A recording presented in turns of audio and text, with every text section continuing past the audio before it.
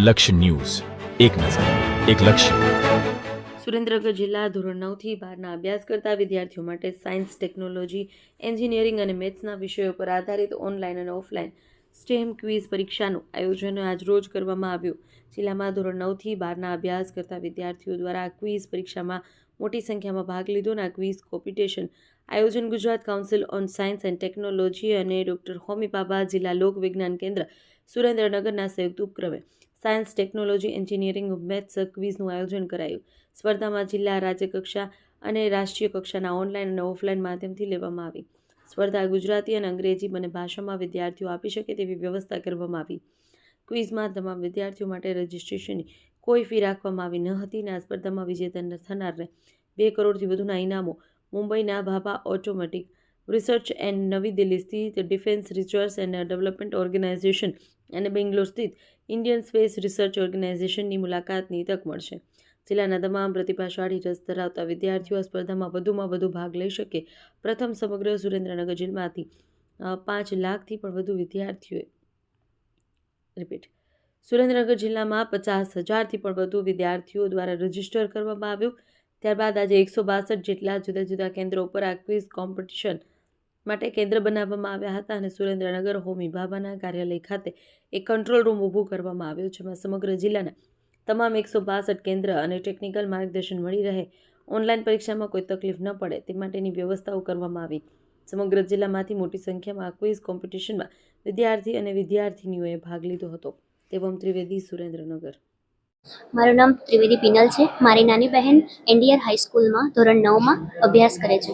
આજ રોજ ગુજકોર્સ અને ડૉક્ટર હોમી ભાભા લોક વિજ્ઞાન કેન્દ્ર દ્વારા આયોજિત ભારતનું સૌથી મોટું ક્વિઝ 4.0નું આયોજન કરવામાં આવ્યું છે. તેમાં અમારા બાળકોએ ભાગ લીધો છે. તેમાં અમારા બાળકોનું ગણિત, વિજ્ઞાન અને ટેકનોલોજીનું જ્ઞાન મેળવેલ છે. તેથી અમારા બાળકોનો સર્વાંગી વિકાસ થયેલ છે. હું પટેલ બંશ્રી જયેશભાઈ. હું Shri KP girls high school Wadhwan city સુરેન્દ્રનગરમાં અભ્યાસ કરું છું. ગયા વર્ષે પણ મેં સ્ટેમ્પ 0.4માં એક્ઝામ આપી હતી અને આ વર્ષે પણ હું આ સ્ટેમ્પ 0.4માં એક્ઝામ આપી રહી છું. અમારા સ્કૂલના સાયન્સ ટીચરો દ્વારા અમને આ એક્ઝામ અપાવી રહી છે. આના એક્ઝામ દ્વારા મેં ઘણું બધું સાયન્સ વિશે જાણ્યું છે. અસ્તુ જય. મારું નામ સોનલબા દશરથસિંહ પરમાર છે. મારી દીકરી કીર્તિબા દશરથસિંહ પરમાર એનડીઆર હાઈસ્કૂલમાં ધોરણ 9માં અભ્યાસ કરે છે.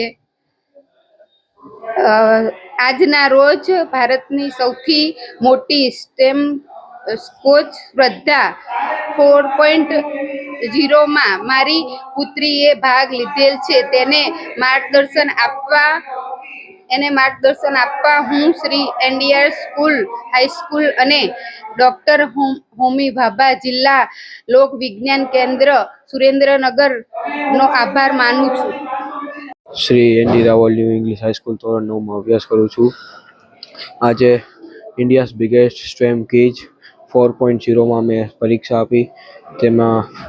તેના રજિસ્ટ્રેશન અને માર્ગદર્શન માટે હું હોમી ભાભા જિલ્લા લોક વિજ્ઞાન કેન્દ્ર અને શાળાના શિક્ષકોનો આભાર માનું છું.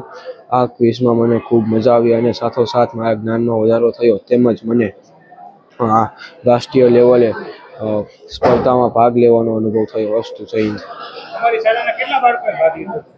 અમારી શાળાના 50-60થી વધુ બાળકોએ ભાગ લીધેલ છે. આમાં નમસ્કાર, મારું નામ વિરેનભાઈ દવે. હું એનડીઆર હાઈસ્કૂલમાં ફરજ બજાવું છું. આજ રોજ ગુજકોસ્ટ દ્વારા આયોજિત અને ડૉક્ટર હોમી ભાભા જિલ્લા લોક વિજ્ઞાન કેન્દ્ર સુરેન્દ્રનગર દ્વારા પ્રસારિત થયેલ સ્ટેમ ક્વિઝ 4.0 જે ભારતની સૌથી મોટી ક્વિઝ છે. આ ક્વિઝ રાષ્ટ્રીય સ્તરે લેવામાં આવે છે. આ ક્વિઝમાં ગણિત, વિજ્ઞાન, એન્જિનિયરિંગ અને ટેકનોલોજી ક્ષેત્રના વિષયો પર એ ક્વિઝ સ્પર્ધા યોજવાનું આયોજન કરેલ છે. આજ રોજ અમારી શાળાના લગભગ 300થી વધારે વિદ્યાર્થીઓ આ ક્વિઝ આપી રહ્યા છે. આ ક્વિઝના રજિસ્ટ્રેશન માટે અને આ ક્વિઝ માટેના માર્ગદર્શન માટે ડૉક્ટર હોમી ભાભા જિલ્લા લોક વિજ્ઞાન કેન્દ્ર અને શાળાના સમગ્ર સ્ટાફે ખૂબ સારા પ્રયત્નો કરેલા છે. આ ક્વિઝથી ભવિષ્યમાં વિદ્યાર્થીઓને વિજ્ઞાન અને ટેકનોલોજી તેમજ ઇજનેરી ક્ષેત્રની અંદર ખૂબ જ સારું માર્ગદર્શન મળી રહે તેવું આયોજન થયેલ છે. આ માટે હું ગુજકોસ્ટ અને ડોક્ટર હોમી ભાભા જિલ્લા લોક વિજ્ઞાન કેન્દ્રનો Shri ND Raval new English high school પરિવાર તરફથી ખૂબ ખૂબ આભાર માનું છું. જય ભારત, જય હિન્દ.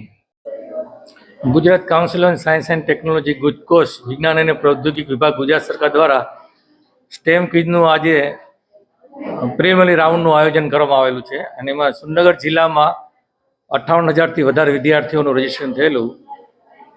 એ વિદ્યાર્થીઓની આજે 7-1 જાન્યુઆરીના અમે ક્વિઝનું ગુજકોસ્ટ તરફથી આયોજન થયું હતું. સર્વરમાં એક સામટા આખા ભારતમાંથી વિદ્યાર્થીઓ પરીક્ષા આપી રહ્યા હોવાથી થોડો લોડ પડવાને કારણે ક્વિઝ મોડી શરૂ થઈ છે, પણ એનો સમય રહ્યો 6 વાગ્યા સુધી લંબાવી દેવામાં આવેલ છે. ને સુરેન્દ્રનગર જિલ્લામાં વિદ્યાર્થીઓ વધુ ક્વિઝ સારી રીતે આપી શકે તે માટે લોક વિજ્ઞાન કેન્દ્ર ખાતે એક કંટ્રોલ રૂમ ચાલુ કરવામાં આવ્યો હતો, જેમાં 21 મેમ્બરો દ્વારા માર્ગદર્શન અને સપોર્ટનું કામગીરી અહીંયા થઈ રહી છે. અને દરેક શાળાઓ 162 શાળાઓના કેન્દ્રો ઉપરથી આ શાળાઓના વિદ્યાર્થીઓ સ્ટેમ ક્વિઝ આપી રહ્યા છે. મારું નામ છે માકશ નક્ષરા જયેશભાઈ. હું શ્રી કેપી ગર્લ્સ હાઈસ્કૂલમાં અભ્યાસ કરું છું.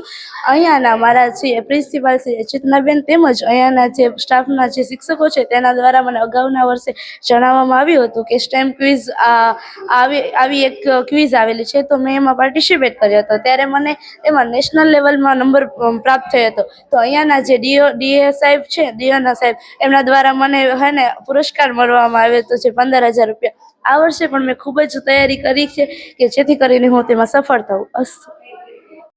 ગુજકોસ્ટ દ્વારા આયોજિત ઇન્ડિયાઝ બિગેસ્ટ સ્ટેમ ક્વિઝમાં સુરેન્દ્રનગર જિલ્લામાંથી 45,000ના ટાર્ગેટના અનુસંધાને 50,000 ઉપરનું રજીસ્ટ્રેશન થયેલ છે.